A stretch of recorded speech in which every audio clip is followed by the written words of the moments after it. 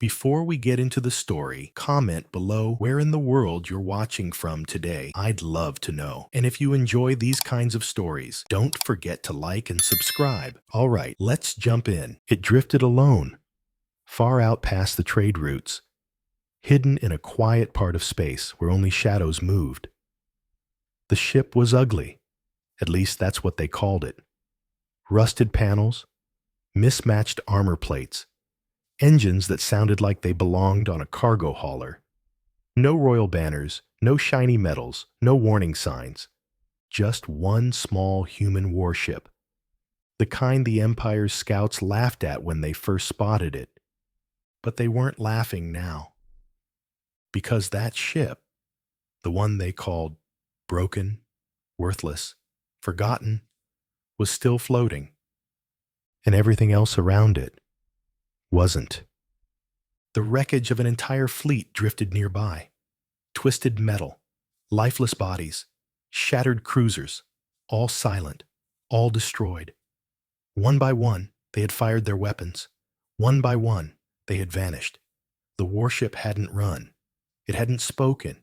It had simply started fighting. Not like soldiers, not like tacticians, like something angry, something wild. The admiral of the Empire's border defense stood frozen, eyes locked on the flickering feed from the last surviving drone. He watched again as the warship spun through debris, sliding between wrecks like it belonged there. Its weapons weren't large, its shields weren't strong, but it moved like it had done this before. Like this wasn't war. It was personal.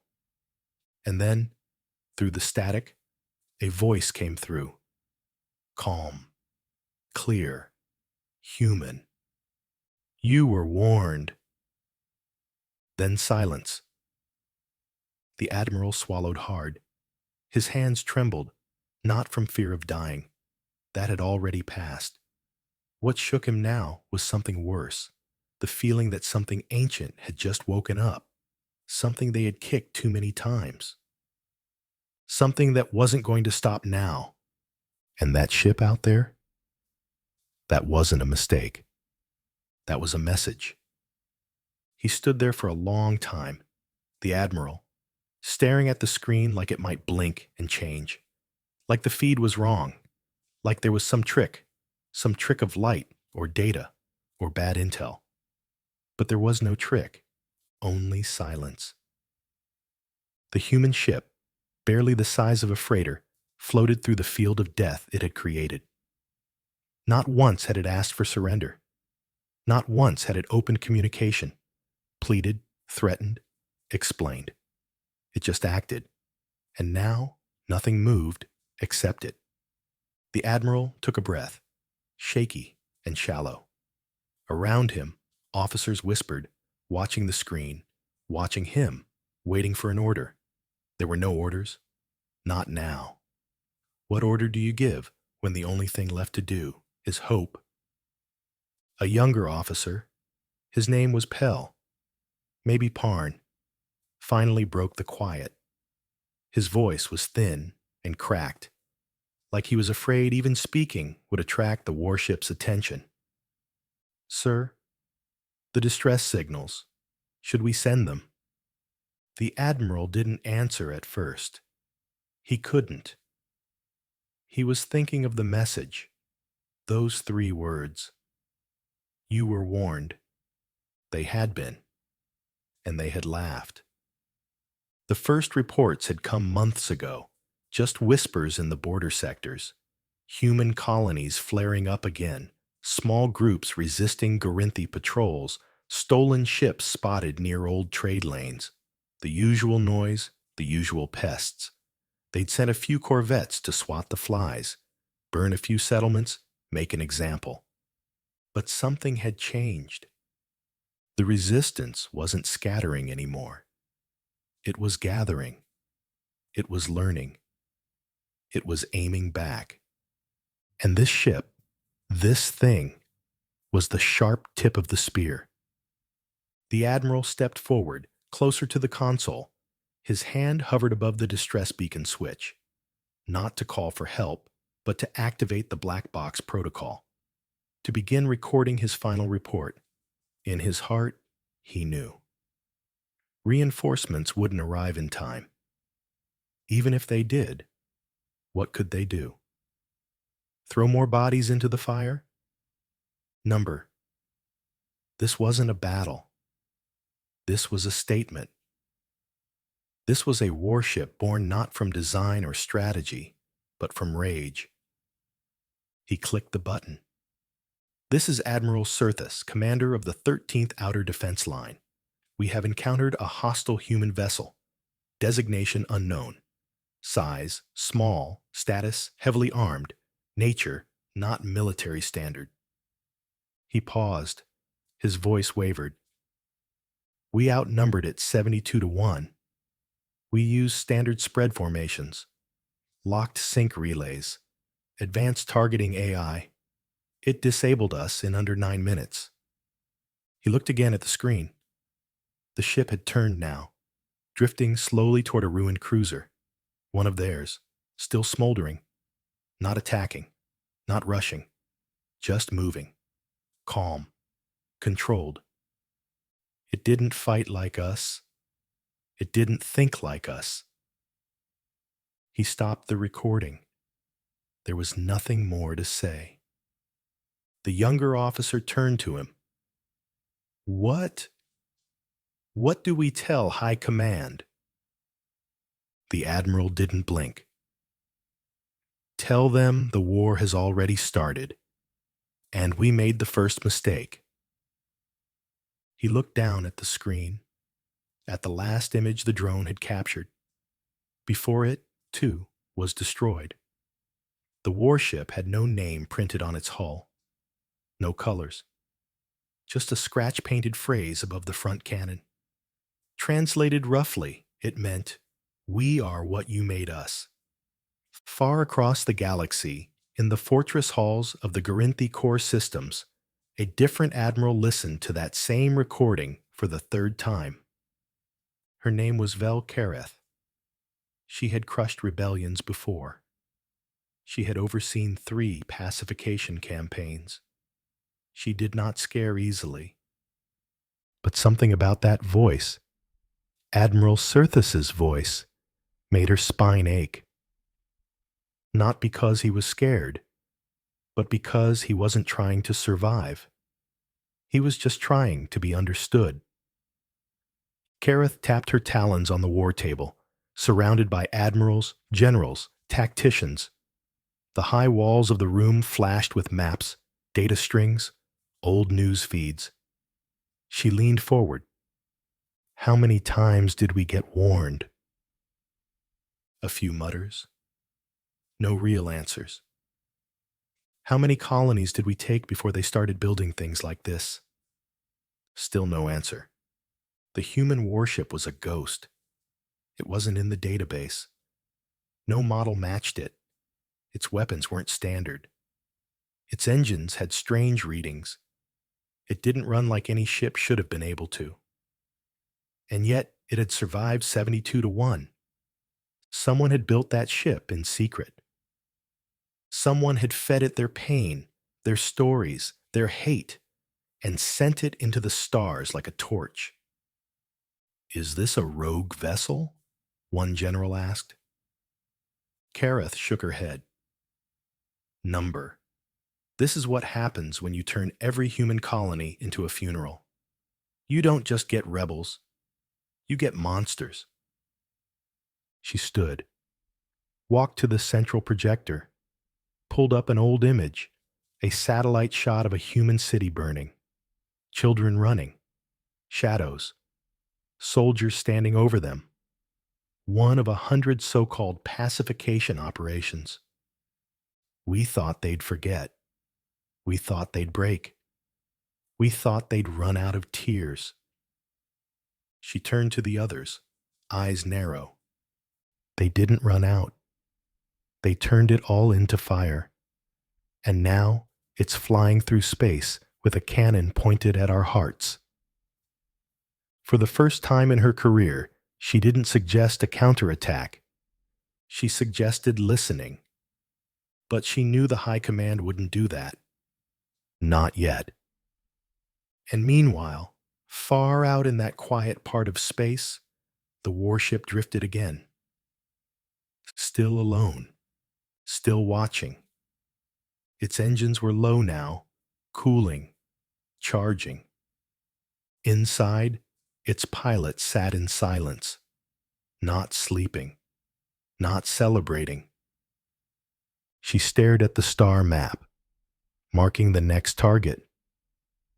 Her hands rested on controls worn down to the metal. Her eyes didn't blink often. She didn't fly this ship for medals. She flew it because her brother had died on Colony 6. Because no one listened when they screamed. Because she promised she'd make someone hear them, even if it took a lifetime. And now, the galaxy was listening. But she wasn't done yet. Not even close. She hadn't named the ship at first. Back when it was just spare parts and anger, it didn't seem right. Names were for things you cared about, things you wanted to protect. But this ship wasn't made to be safe. It was made to be the opposite. It was meant to break things, quietly, completely, with no warning and no pride. Still, somewhere between welding the last hull plate and sleeping under loose wiring, a name had come to her. Vindicator. That's what the old word meant anyway. The one scratched into the nose of the ship in red paint. The one that made the scanners flicker whenever she flew by. We are what you made us. She whispered the words sometimes, like a prayer, or a curse. She wasn't sure which anymore. The cockpit was small, barely enough room for her and the old chair, bolted down with parts stolen from a mining freighter. The glass above her was thick, scratched, and tinted dark to hide the flashes of incoming fire. Not that anyone had hit her yet. Her fingers danced across the controls. Not graceful, but practiced. This ship wasn't built for comfort. It was wired straight into her nerves. Every turn of her wrist shifted its wings. Every breath, every blink, the ship knew. It moved like it was part of her. Or maybe she was part of it. The ship wasn't fast. Not like the Empire's long-range fighters. But it moved differently. Wrong. It twisted in ways that didn't make sense. Changed direction without turning. Sometimes it didn't show up on scanners. Sometimes it showed up twice. She didn't know how it did that, but Milo did. Milo was the one who helped build it. Genius kid, looked like a tech rat, but thought like a general. He'd studied every captured Garinthi system, every blueprint they could steal. He rewrote their code like it was a puzzle meant for him. He called it adaptive mimicry, the way the Vindicator's systems learned from what it fought. Every time it survived, it came back stronger. Like the humans who flew it. She leaned back in her seat and closed her eyes, just for a moment. The hum of the ship soothed her in a strange metallic way. A low purr, like an animal waiting to pounce. The ship wanted to keep moving. So did she. She opened her eyes again. On the screen ahead, the next set of coordinates blinked. Not a base, not a capital. A laboratory. Garinthi Research Complex 47-Delta. One of the quiet ones. One of the secret ones. No official records. No broadcasts. Only rumors. Screams hidden inside code. Static from colonies that never replied. She didn't need proof. She already knew what they did there. She had a name. Lena Hayes. She hadn't always been a commander. Once, she'd been a runner. A girl with dust on her shoes and a satchel full of stolen data.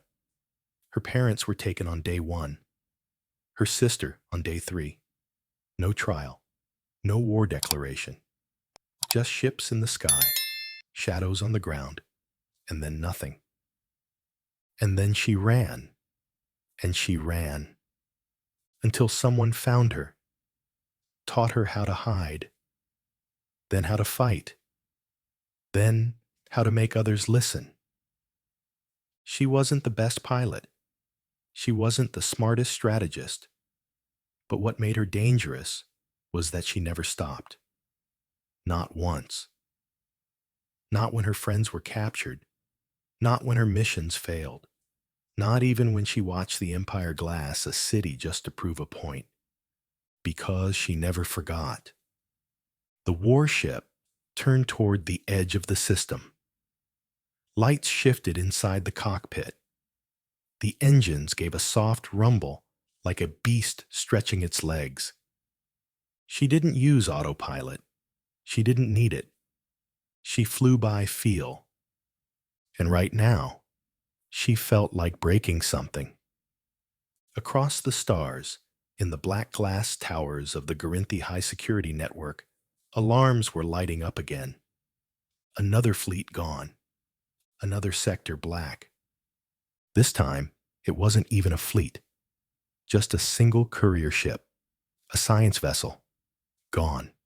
No signal. No wreckage. Just silence, like it had been erased from history. The analysts were quiet now.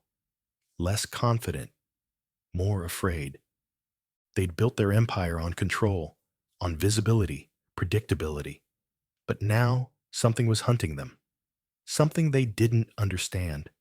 A pattern, a shadow, a ship that moved wrong. They tried giving it names. Ghost Fire, Phantom Zero, Terror Class Interceptor. None of them stuck. But inside their war rooms, behind locked doors and whispered fears, one name kept coming back up. One name that made generals pale. Vindicator. It wasn't just the ship. It was the idea behind it. The idea that a single person in a single vessel could make the whole galaxy listen. And worse, feel. Because this wasn't just war anymore. This was memory. Every strike the Vindicator made felt personal. It didn't just attack fleets. It attacked symbols, research centers, relay gates, graveyards, monuments to the Empire's greatness, shattered one by one. And every time, someone, somehow, broadcast a message, a face, a voice, a truth. Not loud, not angry, just clear. We remember. We know what you did. You taught us this. And the galaxy listened. Some cheered, some panicked, but all of them understood. The humans weren't fighting for land or stars or power. They were fighting so no one ever forgot. Back in the cockpit, Lena flicked the comms open.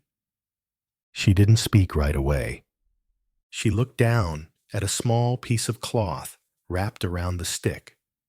Blue and gold, her sister's favorite colors. She touched it once. Just once. Then she spoke. To any listening Garinthi command posts, this is not a threat. Her voice was calm, slow. This is a lesson, one you refuse to learn. The ship turned, picking up speed. You still think we're fighting to win. We're not. We're fighting so no one like you ever feels safe again. She paused. Next time, don't poke the ghost ship. She ended the feed, and the Vindicator jumped to light. The stars bent around the ship like soft glass as the jump tunnel collapsed behind it. For a moment, everything was still. like the universe was holding its breath. Then the Vindicator dropped back into real space. Lena's fingers tightened around the controls. Not from fear, not even from anger, but from memory. Muscle memory, pain memory, the kind that never healed right, even when the wounds were old. Ahead of her, hanging in the black like a parasite on the edge of a dying sun, was the facility. Research Complex 47 Delta.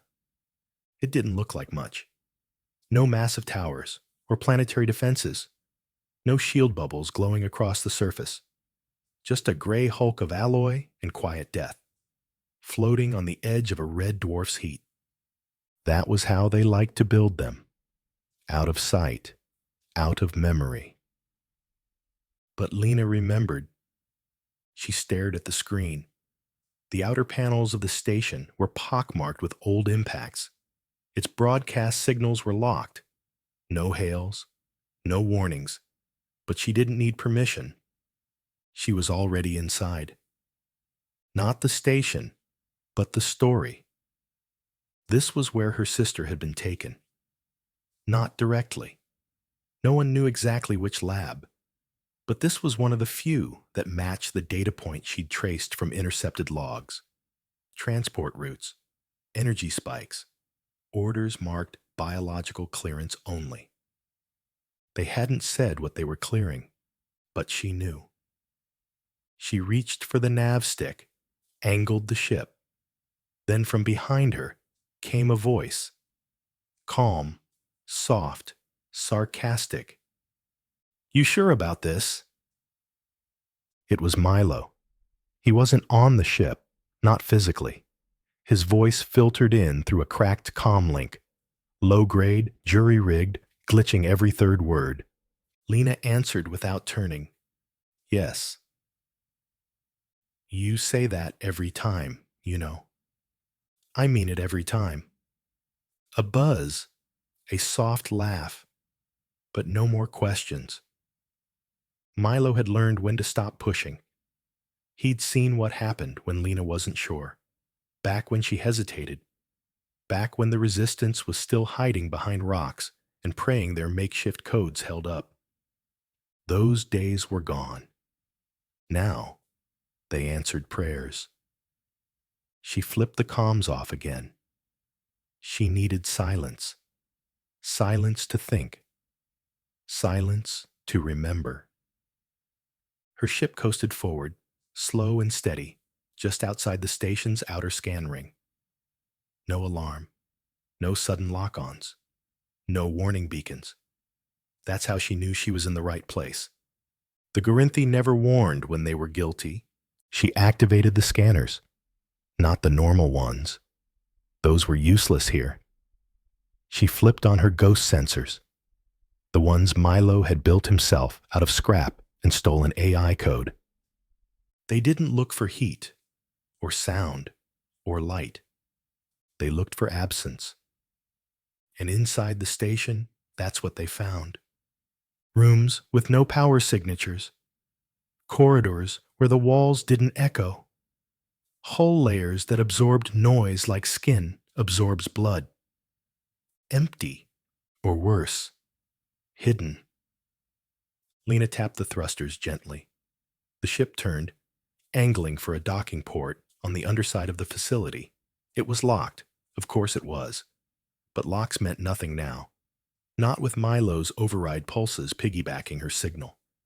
The dock lights flashed red, then yellow, then green. She didn't smile. She just moved. The Vindicator latched onto the port with a hiss and groan. The seal was weak, old. She could feel the tremble in the metal through her boots as she stood, slipped on her gear, and made for the airlock. Her armor wasn't standard. It had pieces from 4 different suits, a shoulder plate from a mining crew, a chest rig from a downed recon soldier, boots from a planetary firefighter. She wore them all like scars. The airlock hissed open. and she stepped into the dark. The station smelled like something had died and kept dying, over and over, in the same place. Lena's boots made no sound on the floor. Her helmet lights cut twin beams into the corridor. Dust floated. The walls were dark, scabbed with patches where panels had been ripped off and replaced. No sound, no movement. But she wasn't fooled. She wasn't here for security. She was here for the truth. She moved carefully, rifle up. Her HUD blinked quietly, mapping each hallway, pinging for life signs. None so far. She passed through what had once been a lab bay. Glass walls, broken equipment, scorched burn marks in perfect circles along the floor. Experiments. Not tests. Not studies. Experiments. That word tasted different when it was people. She pushed forward, past another corridor, past a wall where someone had scratched lines, counting something. Days? Victims? She didn't stop to find out. The Vindicator had fed her coordinates. Deeper. Into the cold center of the station. She passed through a decontamination arch. The lights flickered, but didn't activate. Power was low. Backups were running. Someone had shut it down on purpose. That made it easier. She reached a wide chamber. Once, an observation dome. Cracked now. Part of the ceiling sagged where an internal blast had warped the beams.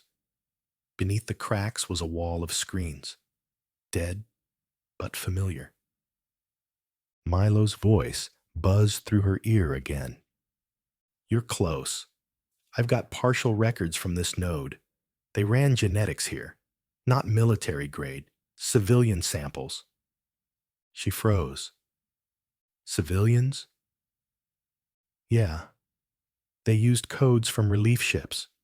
People evacuated after the Outer Moon riots. Said they were sending them to shelters. Shelters. Lena's stomach clenched. She remembered those riots. Remembered the panic.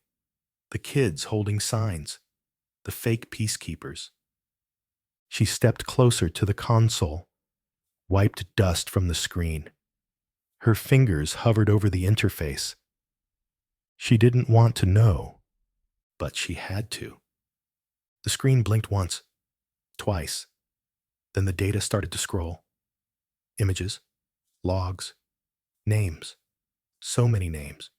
Human names, ages, conditions, notes in Garanthi script beside them. Responsive to neural incursion. Resisted sedation, terminated. Uncooperative, marked for further dissection. She scrolled faster. Milo's voice was quiet now. Lena, you don't have to read it all. Yes, I do. She found one file. Hayes, Talia, age, 17. Occupation, student. Status, non-compliant. Outcome, reclassified. She didn't move, didn't breathe. She just stared. The report ended with one line, in plain text. Final words transmitted. They're taking us apart piece by piece. Lena reached for the panel. Her hand trembled, but not from fear, from fury. She downloaded the file. Every log, every name, every lie. Then she planted the virus Milo had given her. Buried deep beneath the system roots, set to trigger once she left. It wouldn't erase the data. It would broadcast it. To everyone, every outpost, every soldier, every civilian, every world still clinging to the idea that the Empire knew best.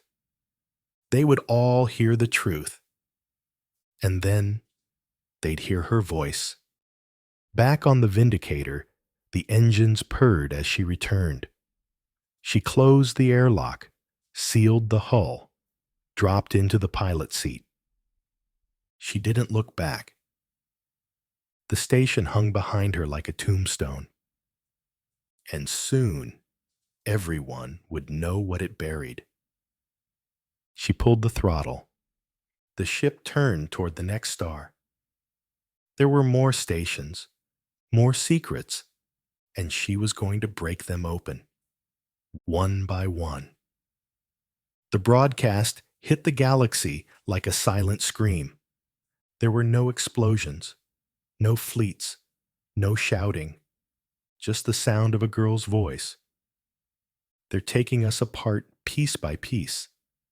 It looped once, twice, then again, but this time with names, ages, log codes, medical numbers, faces, thousands of them, men, women, children, all from colonies that had vanished, all erased by the Empire. Except they hadn't disappeared. They'd been sent to places like 47 Delta. And now the galaxy knew. On capital worlds, civilians gathered around public feeds, confused at first, then angry, then horrified. Governors scrambled to shut the feeds down, to call them fakes, human propaganda, resistance lies. But it was too late. The messages were real. Some of the names on the list belonged to people who had once worked for the Empire, scientists, translators, engineers. Some were old. Some were only 4 years old. The data hadn't been scrubbed. It hadn't been changed. It was their own words, their own orders, their own cruelty, played back for them to hear. Over and over. The shock spread like fire. Soldiers began asking questions. Ministers resigned. Entire outer sectors, long loyal to the Garinthi banner, declared neutrality. The cracks had already been forming, but now the walls were falling. Lena sat in the cockpit of the Vindicator, eyes half closed, one hand resting on the control stick. The glow of stars drifted past the glass above her. Peaceful, almost. She hadn't changed out of her gear. Her gloves were still dirty with dust from the station. Her armor still smelled like old metal and ghosts. She hadn't eaten. She hadn't slept. But she'd finally stopped shaking. The anger was still there, but it had softened, not into forgiveness, into clarity. She wasn't chasing them anymore. They were coming apart on their own. And now, she didn't need to break anything else. She tapped the screen. One last destination blinked at her. Not a research site, not a fleet yard. Earth.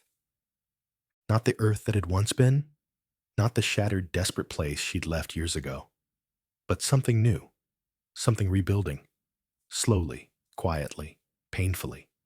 She set a course. As the ship began to turn, Milo's voice came through again. "You did it." She didn't answer. He kept talking anyway. The broadcast went wide, all the way to the core systems. Even got picked up on diplomatic bands. "You're a ghost and a headline now?" She gave the smallest laugh. "You should have seen the Capitol feeds," Milo added. Council chambers frozen, people crying. One of the ministers tried to swallow a blaster cell live on air. Lena said nothing. He waited. Then, what now? She didn't know. Not really. Not yet. But she was starting to remember who she had been before the fire, before the warship, before revenge had turned her bones into steel. "I'm going home," she finally said. "You think it's still there?" She didn't reply. Some answers don't come through words. The Vindicator made planetfall 3 days later. Not with a roar or a flare, but a quiet hum, barely above a whisper. It touched down in the hills outside a town that hadn't existed the last time she was here. Earth was green again. Scarred, yes. The cities still bore burns. The oceans still showed cracks where orbital strikes had once melted the sky. But the people were walking, building, laughing. It felt strange. She left the armor inside the ship. She stepped onto the grass in worn clothes, boots scuffed, hands calloused. No one recognized her. Not at first. She looked like just another survivor. Another ghost come home. But word spread quickly. A child saw her first, staring, whispering. "That's her," he said. "That's the ghost ship lady." She smiled at him. He ran. Later that evening, she stood on a hill overlooking a wide valley where a school was being built. It was still rough. Steel beams, prefab walls, dust clouds. But it was something new. Not revenge. Not survival. Hope. She sat on a broken bench, her rifle resting beside her, just in case. Ava found her there. Somehow, of course. The older woman sat down without speaking, handed over a small metal flask. They passed it back and forth in silence for a while. "You're really back," Ava said at last. "Yeah." "They're still out there." Lena nodded. "I know. And some of them still want blood." "Let them try." Ava glanced at her. "You're not the same person?" Lena looked down at her hands. "No." That a good thing? She didn't know. But maybe it didn't matter. Maybe being different was the point. The next day, the Vindicator was stripped down. Piece by piece, it was taken apart by engineers who studied it with reverence and confusion. Its tech was years ahead of Earth's best schematics, and half of it shouldn't have worked. They found strange adaptations. Gorinthi code merged with human scraps, weapon arrays that seemed to respond to emotion. When asked where it came from, Lena simply said, "Pain builds strong things." They left it at that. Months passed. The empire did not fall in fire. It fell in silence. A silence made of too many names spoken aloud, too many lies unearthed, too many citizens asking why, and too few answers to keep them quiet. Whole fleets defected. Entire systems broke away. A war that had consumed the stars for decades ended not with a final battle, but with a final truth. They're taking us apart piece by piece, and now the pieces were falling the other way. Lena never wore a uniform again. She never gave speeches, never let them carve her face into medals or statues. She helped build libraries instead, and playgrounds. She taught kids how to code, how to hide signals, how to ask questions no empire could ignore. Some called her a hero. She never corrected them.